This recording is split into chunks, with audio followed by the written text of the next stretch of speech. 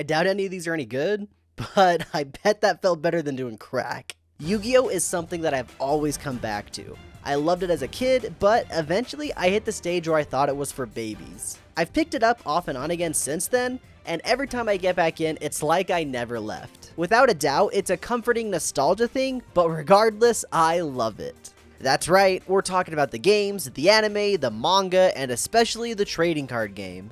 I'm going to be doing this retrospective / nostalgic discussion style, so be sure to write your favorite memories with the Yu-Gi-Oh! Franchise in the comments below. We're going to be jumping around a bit between everything in the franchise, so the best way to break it up I decided was to talk about my experiences as a kid and also my time with the series as an adult. I was introduced to Yu-Gi-Oh! Around the impressionable age of 6.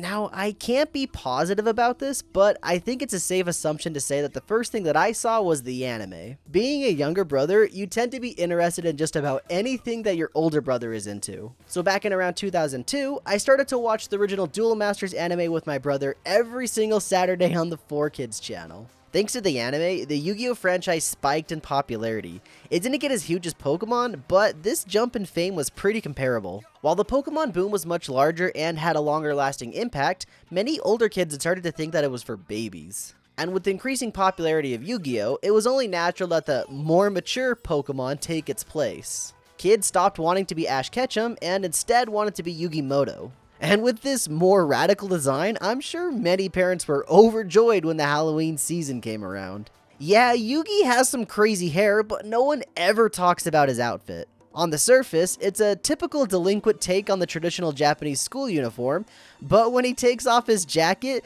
the dude's just decked in leather, chains, and a choker. Dressing up your kid as this guy for Halloween might have raised some eyebrows. I actually didn't want to be Yugi. I thought the Dark Magician was much cooler, so for one year in Halloween, I decided to dress up as the Dark Magician. I don't have any pictures of it from when I was a kid, so I'm going to do my best to explain it. I used a lot of plastic milk jugs and a lot of purple spray paint. The shoulder pads were made up of a couple pieces of the jugs layered on top of each other, and I used like 3 jugs put together for the hat. It was pretty janky to say the least, but I was very proud of it.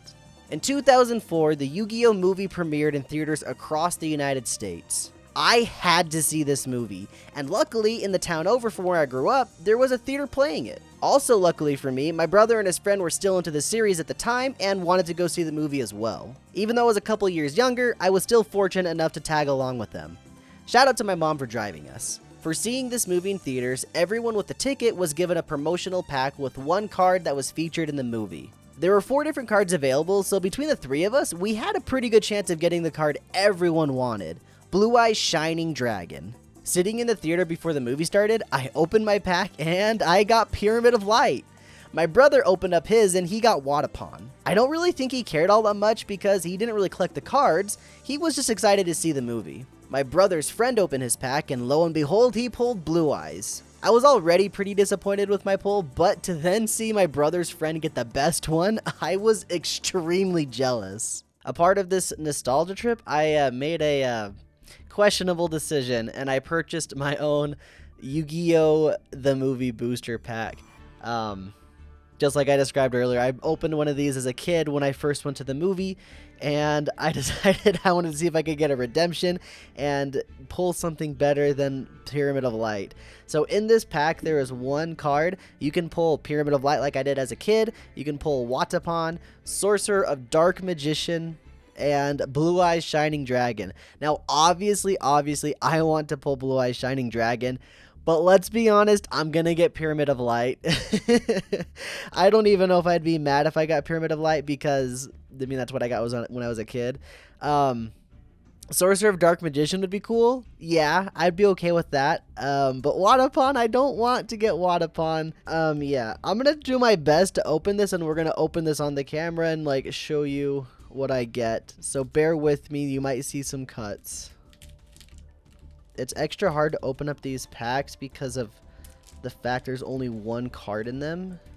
I wonder, when I was a kid, I used to be able to do this trick with some packs where you would take the pack like this and you grab the back of it and you kind of do that. You can probably hear that in the microphone. And then it builds up a lot of air and you just, I think it worked. Oh yeah, totally worked. Totally worked. Okay, I'm gonna do my best to show the camera as I do it. I don't know which like side the cards are facing. Ideally, they're hidden. Okay, cool. Yeah. So we have the promo. There's a promo for Shonen Jump. It looks like it's reversed on the camera. And then, as you can, I'm gonna look away from it. As you can see on the back, there is a typical Yu-Gi-Oh card. Now that is the card. We're gonna go ahead and open it. Ooh. Oh, yo! Okay, Sorcerer of Dark Magic, not bad. Actually, not Sorcerer of Dark Magician like I was saying earlier. Sorcerer of Dark Magic. So we can get that in focus. Not bad, honestly. I can't complain about this because this is like I was saying. This is one that I'm okay with just because I like the art. Like I said, obviously Blue Eyes Shining Dragon would have been the preferred pull, but I don't know. I don't think I can complain about this one. That's pretty dang cool looking. And it's ironically the one that we didn't pull back when I watched the movie.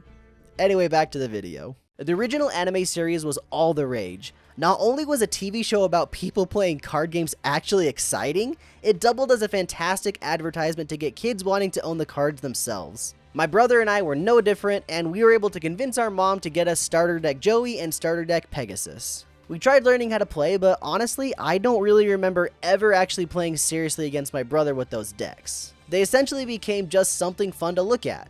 And because of these cards, the anime, and a specific video game I had on PC, Joey became my favorite character in the series. By 2005, I was fully hooked on the series, and I wanted to learn how to actually play the card game. Most kids didn't play by the official rules.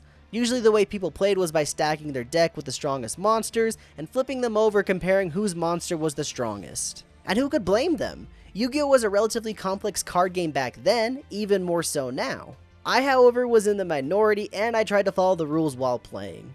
I remember getting together with some of my close friends during recess and playing at a specific spot on the playground. Near one of the slides, there was a patch of grass in the shape of a rectangle, a perfect playground playmat. While two of us would be dueling, the others were on teacher lookout duty. Time after time, we would try to get away with playing, but almost without fail, we would be caught and our cards would be taken away. Not only would we play at school, but we had also played at each other's houses. One day, one of my friends showed off his new toy, a replica of the duel disc used in the show. We were all in awe, and as soon as each of us got home, we begged our parents to get one. My parents stood their ground on this one though. They didn't see the need to get it because we could just play the game on the table like usual. Acting in my jealousy, I set out to get my own duel disc. I settled on making my own, and eventually I had my very own cardboard duel disc that was fully functional. So while working on this video, I decided to make another cardboard duel disc just for the fun of it. Definitely not because of the astronomical price they go for online. I guess after all these years, I get why my parents didn't get me one in the first place. Eventually though, I was able to get a real one as a kid, and if I remember correctly, I think we found it at a thrift store. Speaking of finding good deals, one day at TJ Maxx with my mom, I found this. In the early stages of me learning how to properly play the card game, I got my hands on Power of Chaos Joey the Passion. Most of the Yu-Gi-Oh! Video games at the time didn't follow the actual rules of the card game. I'd played a bit of Duelist of the Roses at one of my friend's house, but I wanted something to simulate a real duel. Power of Chaos actually did, and because of it, I was really able to understand how to play the card game properly. I grew up on a farm that was a good way out of town. As a result, I didn't get to hang out with my friends too often, and in turn, I never had a dueling partner. If I ever wanted to practice, I'd have to deal out a hand and pretend I was actually playing against someone else.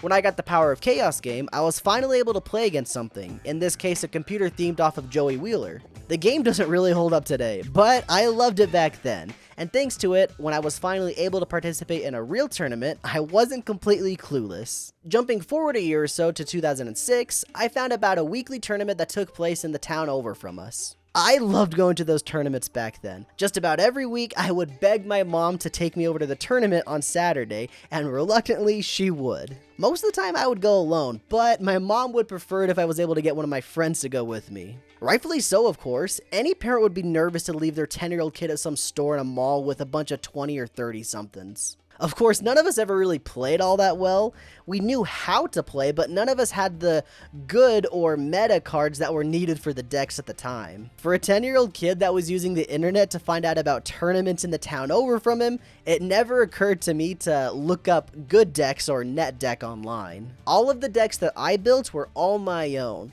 which is probably why they rarely worked. I had no idea how to build a proper deck. I knew that there were some cards that had synergy and somehow would work together, but that's about it. When I got my hand on cards that I realized had this synergy, like the 6 Samurai archetype, I was stoked to try and make decks out of them. I only remember actually putting together 3 proper decks, and only one of them was ever any good. Looking back now, it's pretty obvious why I came up with the decks that I did based on how I obtained my cards. Going to those tournaments each week, I saw many people open booster packs like they were going out of style. After one of those weekends, I got it in my mind that I needed to get my hands on a booster box, which was essentially a box of 24 booster packs, and at the time, it guaranteed at least one ultra rare card. I specifically wanted a box from the Strike of Neo set. I loved the GX anime, still do, and I especially loved 2 of Jaden's monsters, Elemental Hero Flame Wingman and Elemental Hero Air Neos.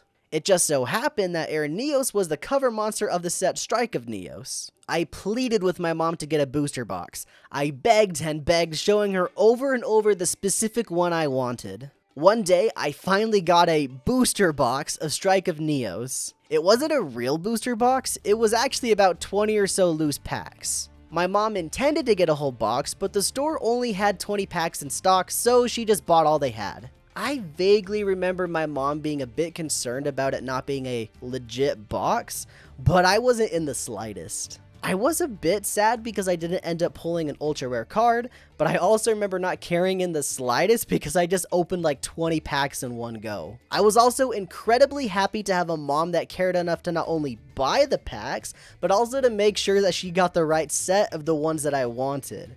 Thanks, Mom. I may have not pulled an ultra rare, but in that set were the 6 Samurai cards that I had alluded to earlier. I thought those cards were so cool, and they were one of the decks that I had tried to build back in the day. I don't think I ever really got that deck running well, but in that same Strike of Neo set was another card that caught my eye, Advanced Ritual Art. With the Advanced Ritual Art card, I put together a janky Blackluster Soldier Center deck. This was the first time that I felt that I had something. I thought that the next time I go to a tournament, I'd finally be able to perform well. When I got that chance, this is about how it went. Round 1. Lost and didn't even get a chance to try to summon Blackluster Soldier. Round 2, basically the same as round 1. Round 3, however, I was finally able to summon Blackluster Soldier. Or so I thought.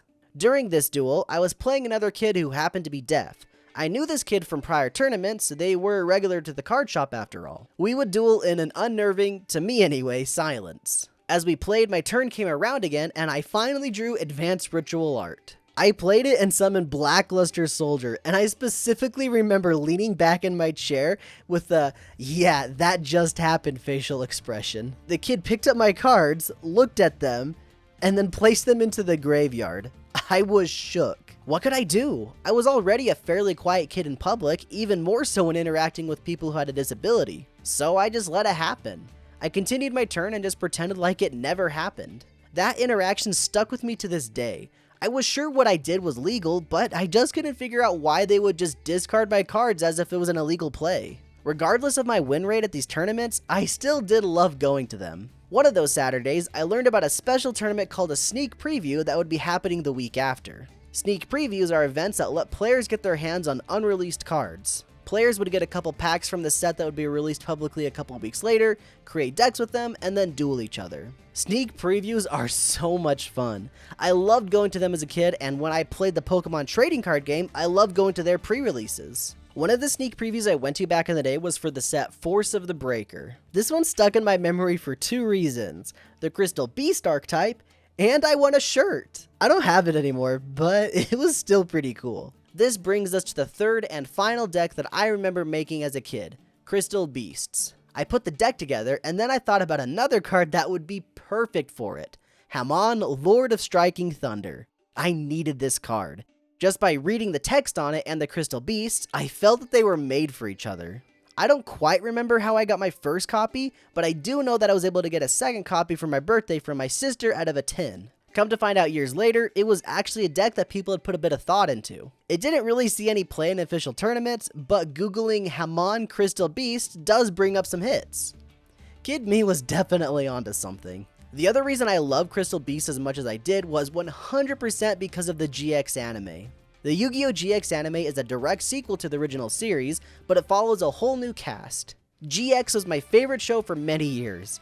4Kids may have had some weird censorship, but the music they made for it was so freaking good. 1,000 times better than the Japanese version, and it fits the tone of the series to a T.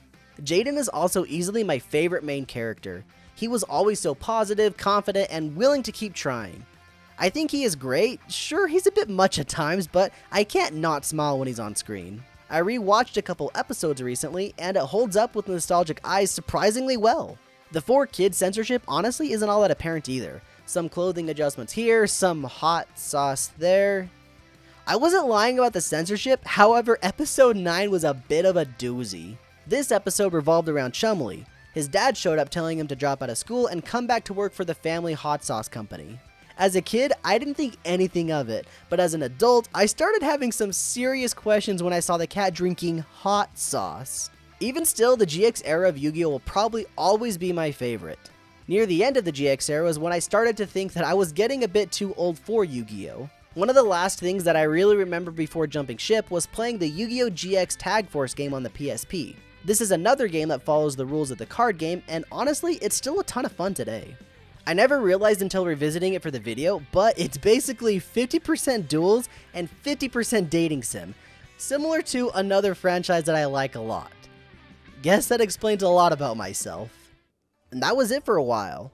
Just as quickly as I'd picked it up, I had dropped it for more mature things like Halo or Call of Duty. Even though I was practically done with the series, there were still some small things that reminded me of the good old days. They were relatively few and far between, and even though I had basically nothing to do with the Yu-Gi-Oh! Series anymore, they still popped up here and there. One such time was during my junior year of high school. I was in a mandatory communications class where everyone had to regularly prepare and give speeches. One project we had was to give a demonstration speech or simply a how-to guide. We could choose anything we wanted and then we'd have to explain to the class how to do it. A kid in class decided to do theirs on how to play Yu-Gi-Oh! This piqued my interest, having an extensive history with the card game. At this point, they had added Synchro, Xyz, and Pendulum summoning to the game, so it was very different to what I had known. I listened intently as he showed each of the cards and how they all worked, and I could still tell that the base of the game was the same as what I had played years prior. It was a ton of fun to hear about it again, and if I'm not mistaken, I even went up to him after class to ask him more questions.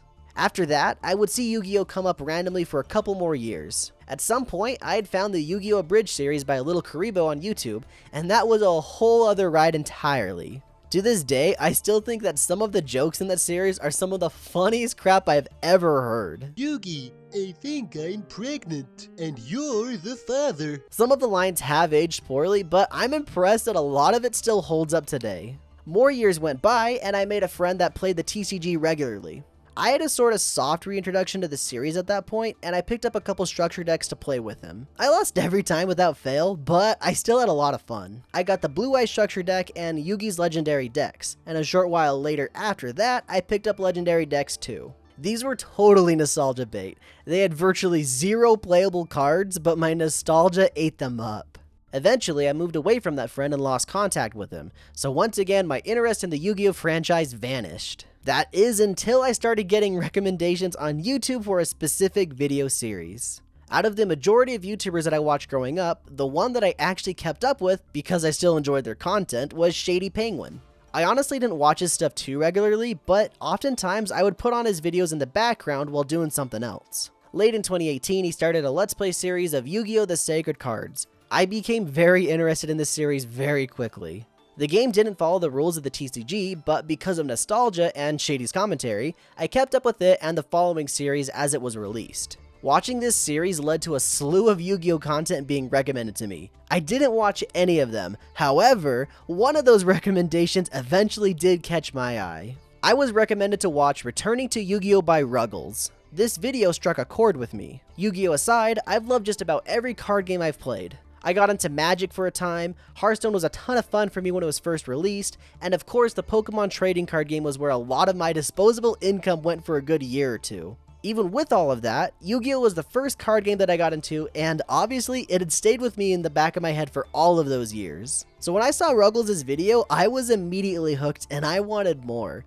Ruggles uploaded on roughly a weekly schedule, and it wasn't enough for me. I found Rev's cards Yu-Gi-Oh from Scratch series, and that helped for a little bit. Later on, I picked up Legacy of the Duelist on Switch, and I was satisfied. Eventually, Ruggles' series ended and he went on a small hiatus, and I fell off the Yu-Gi-Oh train again. But then, earlier this year, Yu-Gi-Oh! Master Duel released, and I was back on board. Master Duel is what truly reintroduced me back into the Yu-Gi-Oh franchise, and I just can't get enough. When I first loaded up, I was shook. Coming off of the Pokemon trading card game and their less than ideal online application, I was absolutely blown away by the polish Master Duel has. It's not perfect, but when you take into consideration the amount of quality of life features it has over PTCGO, it's insane. They give out a ton of free gems, so if you're relatively casual with the game like myself, you won't have to spend a dime to have a good time.